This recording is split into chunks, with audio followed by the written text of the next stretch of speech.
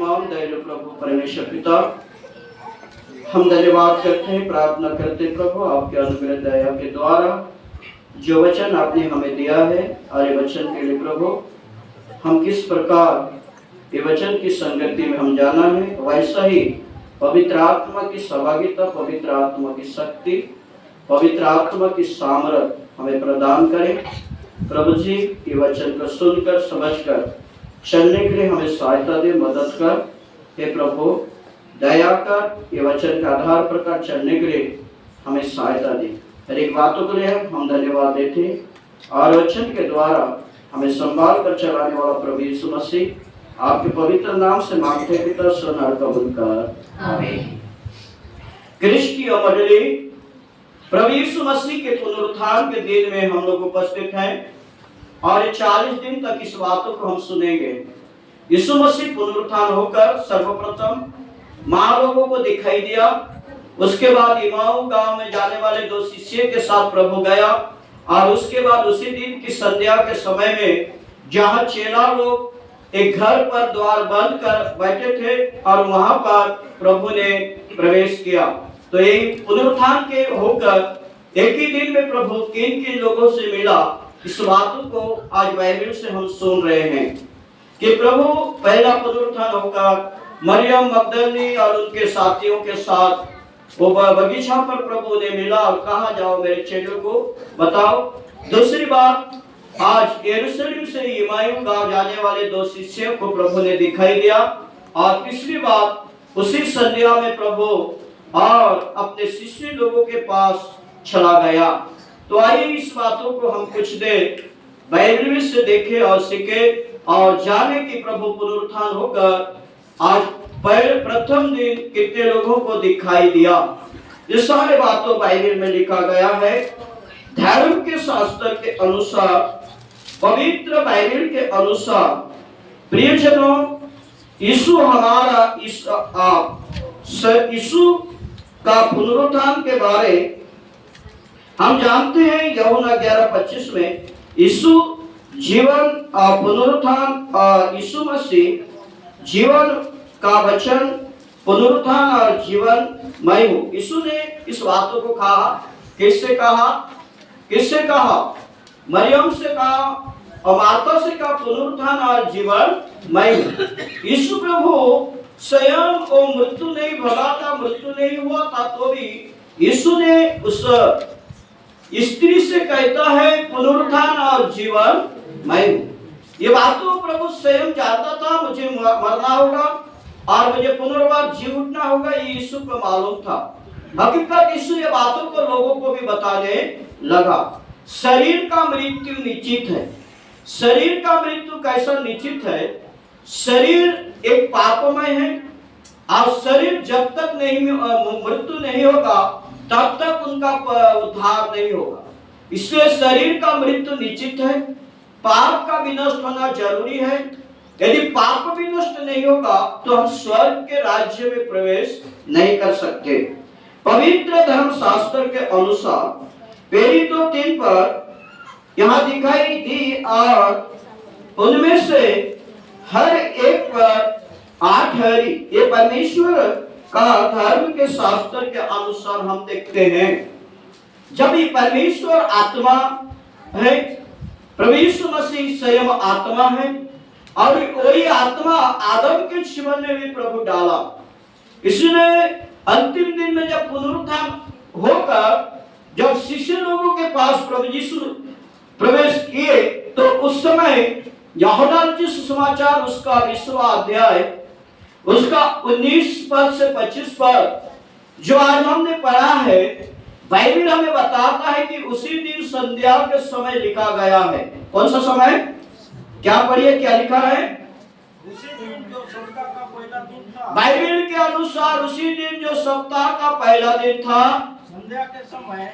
Bible अनुसार आज ही का दिन एक सप्ताह का पहला दिन है, रविवार दिन। और ये दिन पृथ्वी का प्रथम सृष्टि दिन है। यह दिन यीशु मसीह का पुनरुत्थान का दिन है। यही दिन पवित्र आत्मा से परिपूर्ण प्राप्त हुआ दिन है। यह दिन में 3 प्रकार की आशीर्वाद है। इसलिए प्रियो, सप्ताह का पहला दिन जो संध्या का समय पर जब वहाँ के द्वार जहाँ चले थे, चेले लोग एक घर में बंद थे, घर में थे, और घर को दरवाजा बंद करके चेले होंगे मरियम मगदली और जो पतरस और अन्य चेला जो प्रभु यीशु मसीह के कब्र पर गए, मगर प्रभु को शिष्य लोग नहीं देखने के द्वारा हो सकता है शिष्य लोग आपस में बातचीत कर रहे होंगे। प्रभु को पुनरुत्थान हो गया, उनका कब्र खाली है, तो आज वो कहाँ गया, किस जगह पर गया, वो वही वाला सोच में होगा। इन लोग उस जगह पर सोच कर और यहूदी लोगों के डर के मारे उस घर को बंद करके वो चुपचाप क्या हो गए थे, बैठ गए थे, चुपचाप बैठ गए थे। और वैसा ही समय पर यीशु मसीह उनके बीच में प्रवेश करते हैं। और ये क्या लिखा है, यहूदियों के डर के मारे, देखिए यहूदियों के डर के मारे बंद थे, और वो दरवाजा बंद था। तब यीशु आया और जब यीशु उनके बीच में आया और उनके बीच में खड़े होकर उनसे कहा, दरवाजा कोई नहीं खोले। संयम प्रभु कोई बंद दरवाजे से अंदर प्रवेश किए और प्रवेश करके उनके बीच में खड़ा हो गए और खड़ा होकर उनसे कहते हैं, तुम्हें शांति मिले। बाइबल बताती है तुम्हें क्या मिले, शांति मिले। क्योंकि इसके आधार प्रकार वो लोग अशांति में थे, उनका मन व्याकुल था, उनका मन व्याकुल था और वो सोच और विचार में, शोक में डूबे हुए थे। हो सकता है वो विलाप रोदन भी कर रहे होंगे।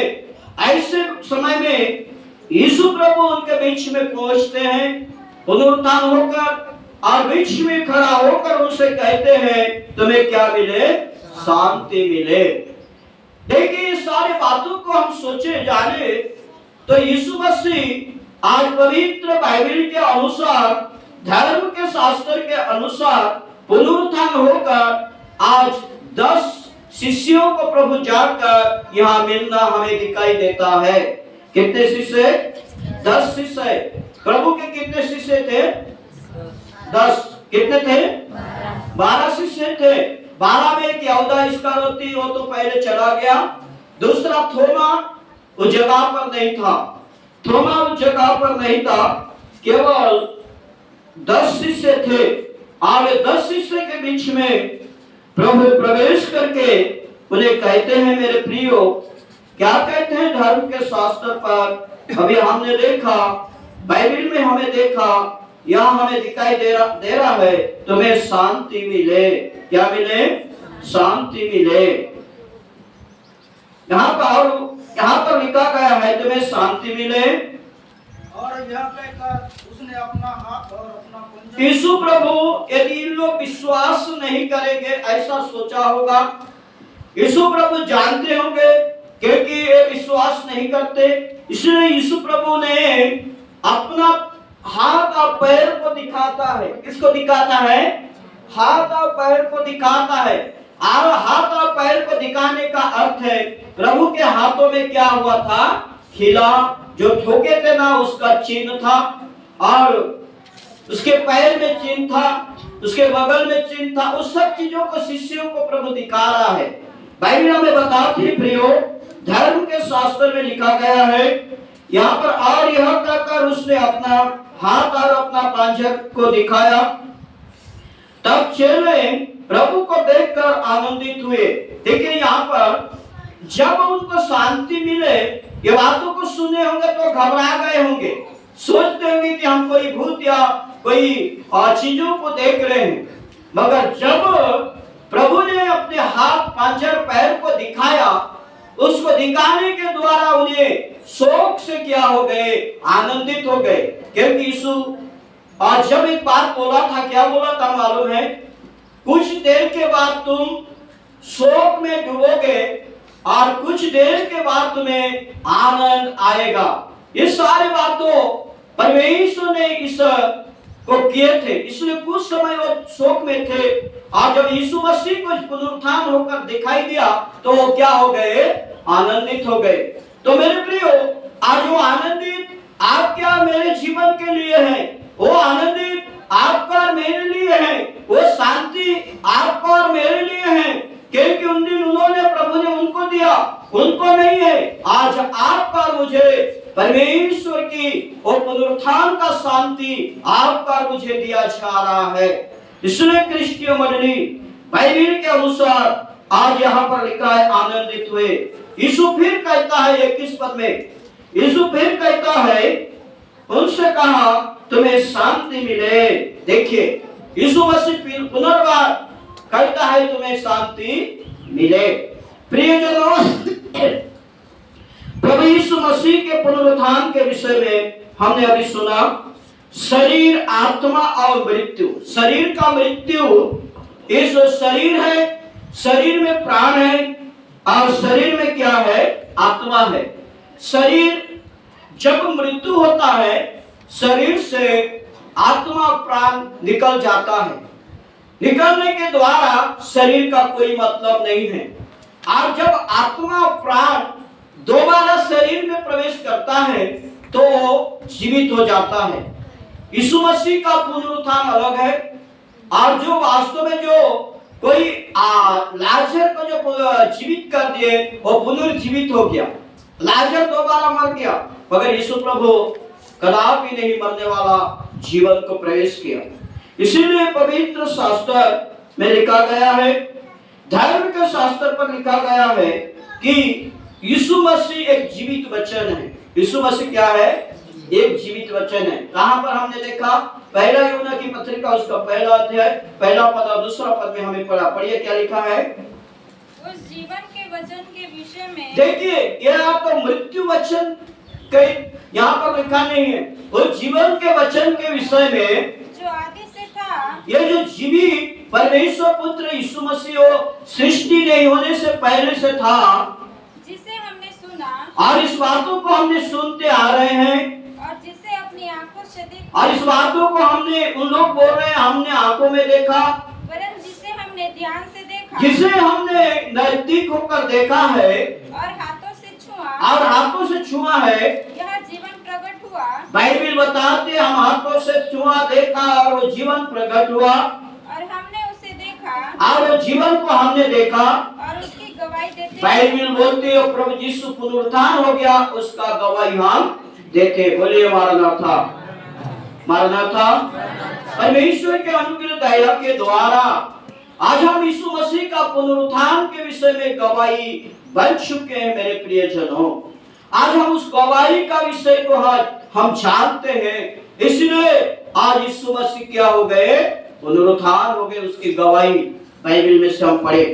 धर्म के शास्त्र के अनुसार क्रिस्टियन मंडली, जैसा तूने मुझे जगत में भेजा, वैसा ही मैंने भी उसे जगत में भेजता हूँ।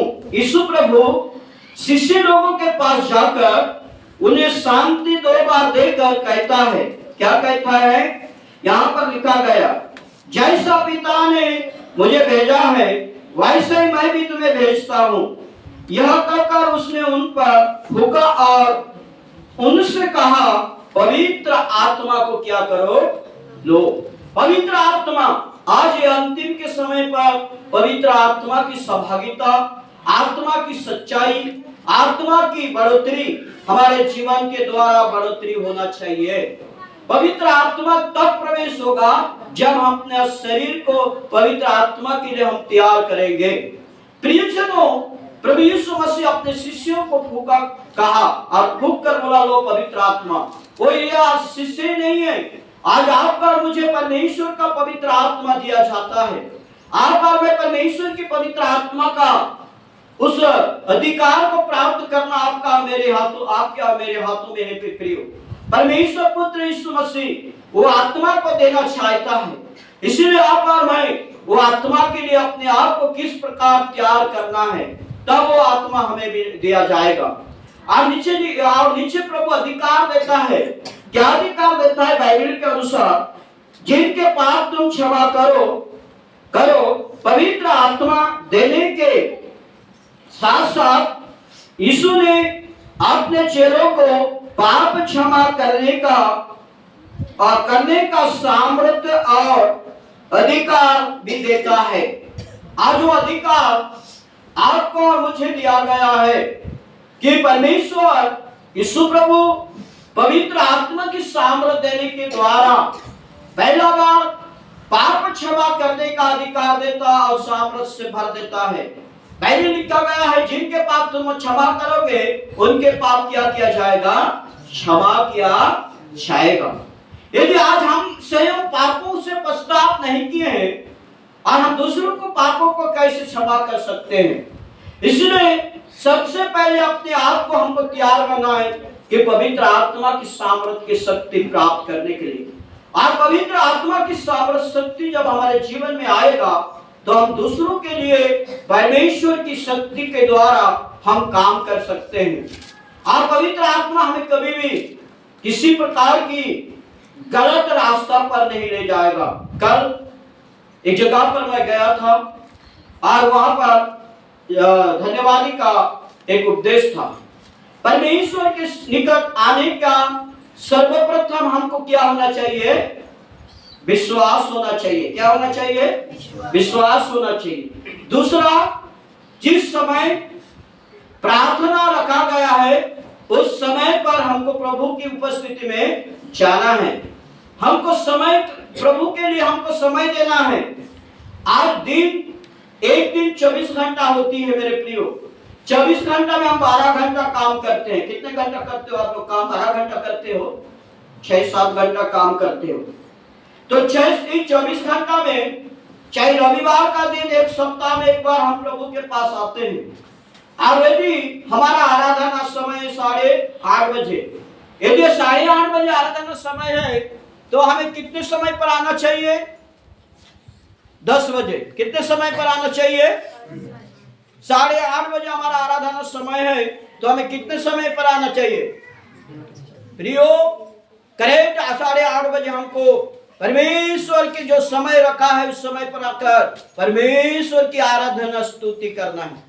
ये मनुष्य का ठहराया हुआ समय नहीं, ये परमेश्वर का समय है। सर्वप्रथम प्रभु की बातों को सुनने के लिए हम परमेश्वर को समय देना है। यदि हम समय नहीं देंगे तो परमेश्वर का वचन हम सही ढंग से सुन और समझ नहीं पाएंगे। इसलिए हर एक चीज करने के लिए हमें समय है। लोगों के पास जाकर अनेक प्रकार की बातचीत करना, मोबाइल में देखना, टीवी देखना समय है, हमको समय पता नहीं है। मगर प्रियो, रविवार दिन ही नहीं, प्रतिदिन हम अपने प्रार्थना करने का एक समय को निर्धारित करना है। और उस समय पर चाहे जो भी क्यों ना हो, हमें प्रार्थना में जाना है। तब हम आने वाले अनेक प्रकार की संकट में बैठ सकते हैं।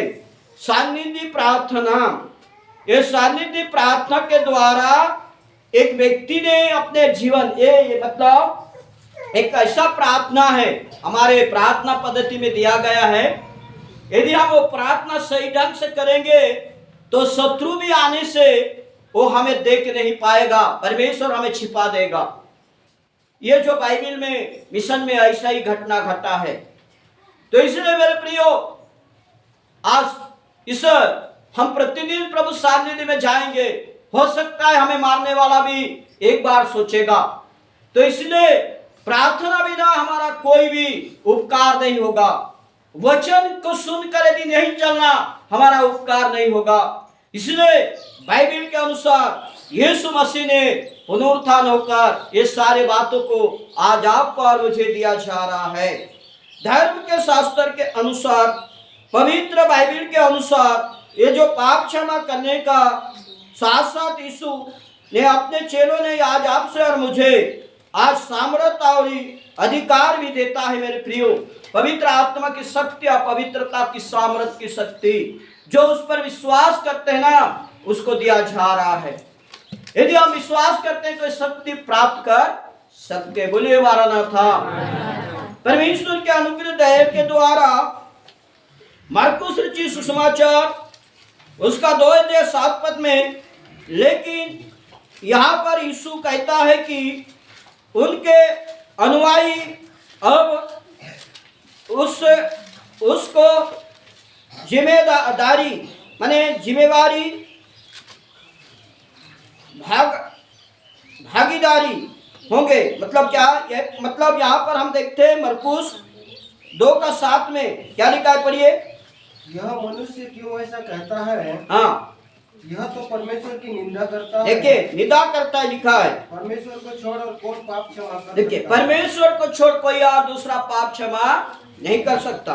तो यहाँ पर हमने यहाँ पर देखा प्रियो कि लेकिन यहाँ पर यह पूरे यीशु कहता है, यहाँ पर यीशु कहता है कि उनके अनुयायियों अब उसको जिम्मेवारी और भागीदारी होंगे पाप की क्षमा के लिए। मसीह कलीसिया का अधिकार भी यीशु के भेजे जाने पर आधारित है। यीशु मसीह जब पाप क्षमा करने का अधिकार आपको और मुझे दिया, ये अपने आप को एक जैसे एक काम करने वाला व्यक्ति को एक काम करने के लिए जिम्मेवारी दिया जाता है, वैसा ही प्रभु यीशु मसीह भी आपका और मुझे अनेक लोगों को प्रभु पर लाना एक जिम्मेवारी दिया गया है, केवल पास्टर की नहीं। इसलिए प्रियजनों, पाप क्षमा केवल परमेश्वर कर सकता है, ये यहूदी लोग कह रहे हैं। ये व्यक्ति एक कैसा एक पाप क्षमा कर सकता है?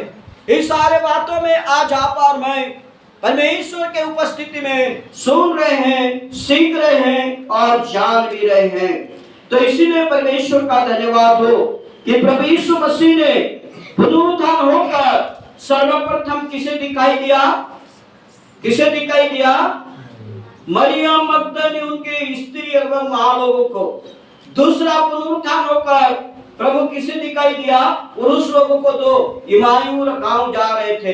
तीसरा पुरुष ही प्रभु जहाँ 10 जन इकट्ठा थे उनके बीच में जाकर खड़ा होकर उन्हें सारी चीज का अधिकार दे रहा है। प्रभु ये सारी चीजों का अधिकार दे रहा है।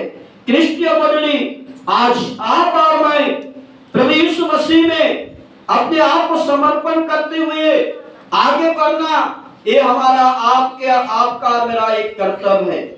इसीलिए याकूब की पत्रिका उसका 2 अध्याय 26 पद में मृत्यु का अर्थ है आत्मा से शरीर अलगाव होना। मृत्यु का अर्थ है आत्मा और शरीर अलग होना। यूहन्ना 6:63 में आत्मा तो जीवनदायक है, शरीर से कुछ लाभ नहीं होता है। मृत्यु का कारण क्या है, मैं आप लोगों को बताता हूं। मृत्यु का कारण प्रियजनों के बाइबल के अनुसार आज हम कुछ पदों को देखकर सीखकर समाप्त कर देंगे।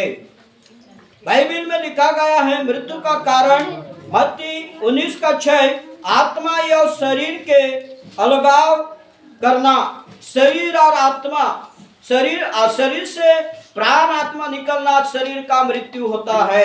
यह है पहला मृत्यु का कारण। व्यवस्था विवरण 32:39 मेरे संग कोई, बाइबल बताती है मेरे समान कोई देवता नहीं है। मैं मार सकता हूं, मैं रोगी बना सकता हूं, मैं स्वस्थ भी कर सकता हूं, मैं मरा भी सकता हूं और मैं जिला भी सकता हूं। ऐसा व्यवस्था विवरण 32 अध्याय उसका 39 पद में लिखा है। मेरे संग कोई और देवता नहीं, मैं ही मार सकता हूं, मैं जिला भी सकता हूं, मैं ही घायल कर सकता हूं, मैं ही आज चंगा भी कर सकता हूं। मेरे हाथ से कोई नहीं छुड़ा सकता। देखिए परमेश्वर के हाथों से कभी किसी को छुड़ा नहीं सकता है। इसलिए आपको और मुझे डरना नहीं है। मेरे बिना तुम्हारे मुंड में जितना भी बाल है ना, एक भी नहीं झड़ सकता। प्रभु के बिना हमको कोई भी छू नहीं सकते, ना हाथ भी लगा नहीं सकते।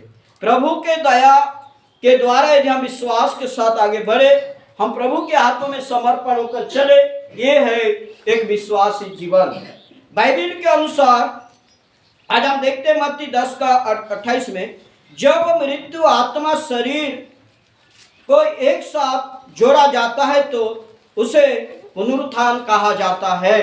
शरीर में आत्मा और जीवन प्रवेश होने के द्वारा शरीर क्या होता है? फिर से जी उठता है, उसे पुनरुत्थान कहा गया। ऐसा यीशु के साथ थोड़े देर के साथ यीशु के शरीर से आत्मा प्राण निकल गया। उसके बाद यीशु मसीह स्वयं उसको निकाला। उसके बाद वही आत्मा शरीर उस समय पवित्र स्वरूप से प्रवेश किया। इसलिए यीशु मसीह को चेले लोग भी क्या नहीं करने पाए, पहचान नहीं सके। जिस समय पुनरुत्थान प्रभु हुआ उस समय संपूर्ण पवित्रता और संपूर्ण परमेश्वर के स्वरूप में चेले लोग के बीच में प्रभु क्या हुआ, प्रवेश किया। और उससे पहले वास्तव में मानव शरीर में था, और वास्तव में मानव शरीर में था। प्रियो, ये था पुनरुत्थान होने के बाद वो परमेश्वर का संपूर्ण पुत्र कहा गया, वो परमेश्वर बना। आज जन्म जब आया वो मानव था, और पुनरुत्थान के बाद वो स्वयं परमपिता परमेश्वर का पुत्र कहलाया। इसलिए प्रियो, आज उस परमपिता परमेश्वर का पुत्र को हमारे लिए विजय हो गया, मृत्यु को हरा दिया। और आज आप और मैं वो परमेश्वर की आराधना करते हैं, इसलिए परमेश्वर महान है।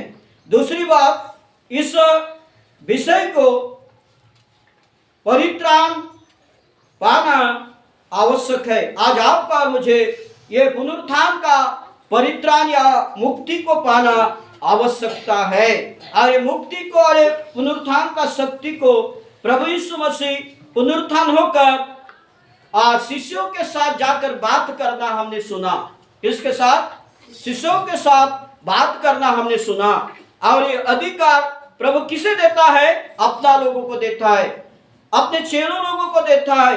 क्रिस्टियो मंडली, आज ये अधिकार के अनुसार, परमेश्वर की इस बातों के अनुसार, ये धर्म के शास्त्र के अनुसार आज हम इस अधिकार पर पहुंचे जहां परमेश्वर ने आपको और मुझे दिया गया है। इसलिए परमेश्वर का धन्यवाद हो कि पवित्र बाइबिल उत्पत्ति में भी जब आदम को बनाया परमेश्वर, उन्हें आत्मा से स्वास्पु का ऐसा बाइबिल हमें बताती है।